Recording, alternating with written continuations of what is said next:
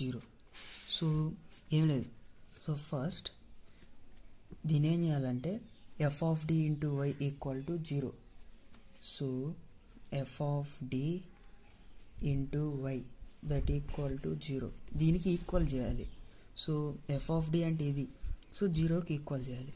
so F of D ఇది కాబట్టి D square minus 3d plus 2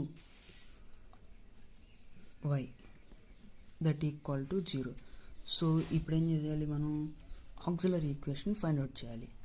auxiliary equation